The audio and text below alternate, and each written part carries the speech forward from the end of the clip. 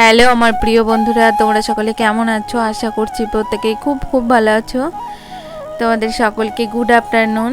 আর তোমাদের প্রত্যেককে আরও একটি নতুন ভিডিওতে অনেক অনেক স্বাগত আর অনেক অনেক ভালোবাসা জানিয়ে আজকের ব্লগটা আমি এখান থেকেই শুরু করলাম। আর জানো তো বন্ধুরা, এখন কিন্তু দুপুর 2টো বাজে আর এখন কিন্তু মাম্মাম ঘুমোচ্ছে। আর আমি কি করছি বলো তো, আমার মাম্মামের নখগুলো কেটে দিচ্ছে। কিন্তু ঘুমোলে হবে কি, ও তাও না খুব বিরক্ত করছে নখগুলো কাটতে। আর এই সবে মাত্র আধা ঘন্টা মতো ঘুমিয়েছে, ভাবলাম একটু ঘুমের মধ্যে থাকলে নখটা বুঝি আমায় কাটতে দেবে। তাও দেখো খুবই বিরক্ত করছিল নখ কাটার সময়।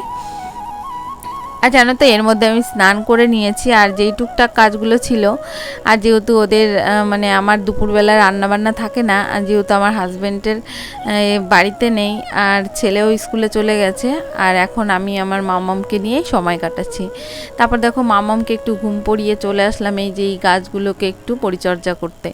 আমি না এই গাছগুলোর দিকে একদমই মানে কি বলবো, পরিচর্যা করতে পারি না, যেহেতু আমার ছেলেই করে। আর এই গাছের মাটিগুলো দেখো একদমই শুকিয়ে গেছে, যেহেতু এই দুদিন খুব রোদ হচ্ছে। আর ওইখানে দেখো একটা উচ্ছে গাছ হয়েছে জানো তো, তাই ভাবলাম যে উচ্ছে গাছের গোড়াটাও একটু ভালো করে পরিষ্কার করে দিই, যদি উচ্ছে হয় তাহলে আবার খাওয়া যাবে।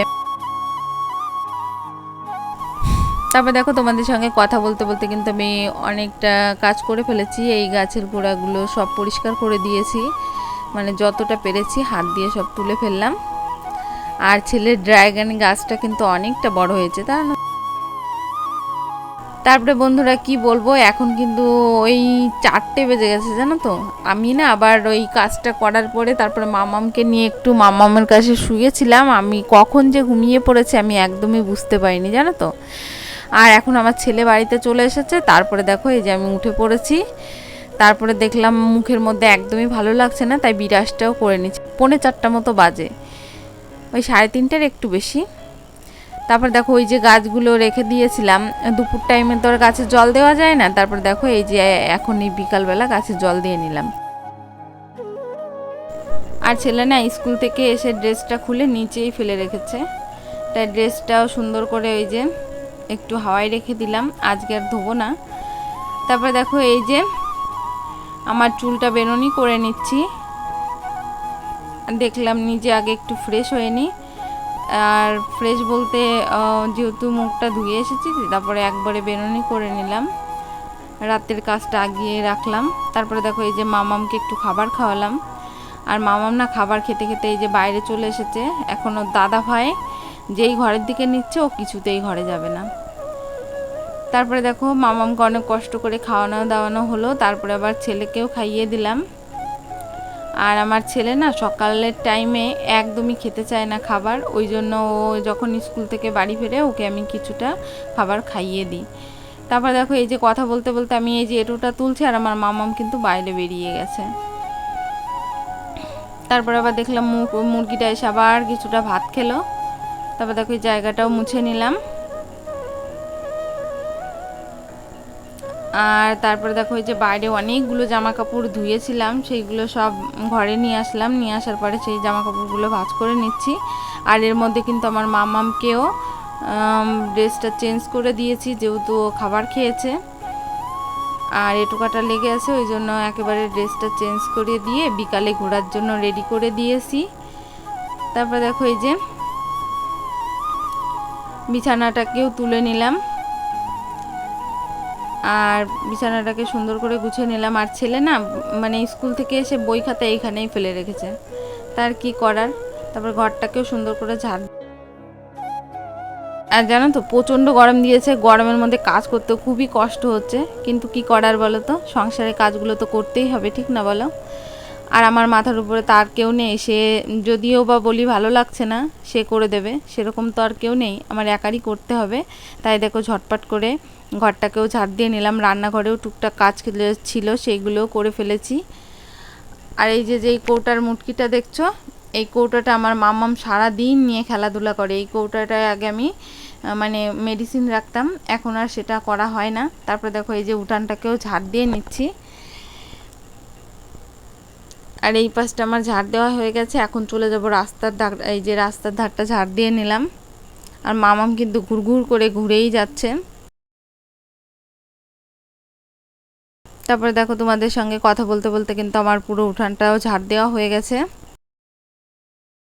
আর এখন বিকাল, আমাদের এখানে না মানে গ্রামের রাস্তা হলেও প্রচণ্ড গাড়ি ঘোরা যায়, জানো তো, প্রচণ্ড শব্দ হয়। তারপর দেখো এই যে কিছুটা আবার ভাত ছিল, সেটা আবার মুরগিকে খেতে দিয়ে দিলাম।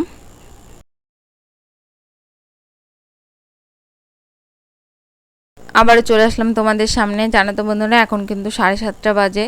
আর এই দেখো এই ড্রেসটা আমার জন্য এনেছে, একটা লং কুর্তি, তার সঙ্গে লেগিংস। আর এই দেখো মামামের জন্য ওই 5-6টা মতো জামা এনেছে, আর আমার জন্য একটা নাইটি এনেছে।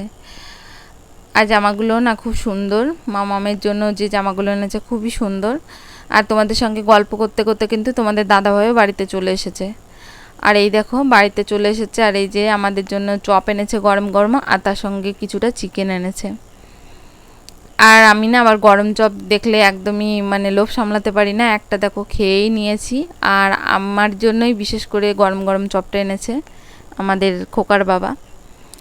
তারপর দেখো এই চিকেন পরিষ্কার করতে যেয়েই না আমাদের খোকার বাবার সাথে তুমুল অশান্তি হলো। সেটা কেন বলো তো? এই চিকেনের গায়ে যে ছালটা থাকে না, সেটা নিয়ে এসেছে।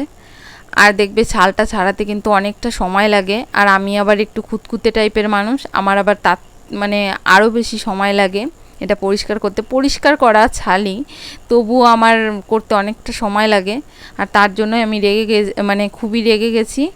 আর তারপরে যেহেতু ও ডিউটি থেকে বাড়িতে এসেছে, আর বোঝোই তো কাজকর্ম করে বাড়িতে এসে আবার আমি যদি আবার একটু গরম দিই, সে তো রেগে যাবেই।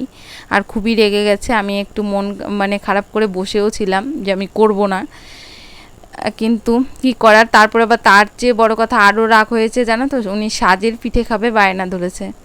আর সাজের পিঠে করতে গেলে তো একটু ঝামেলা হয়, আর সাজের জন্যে যে পিঠেটা তৈরি করতে হয়, চালটা তো ভিজিয়ে রাখতে হয়।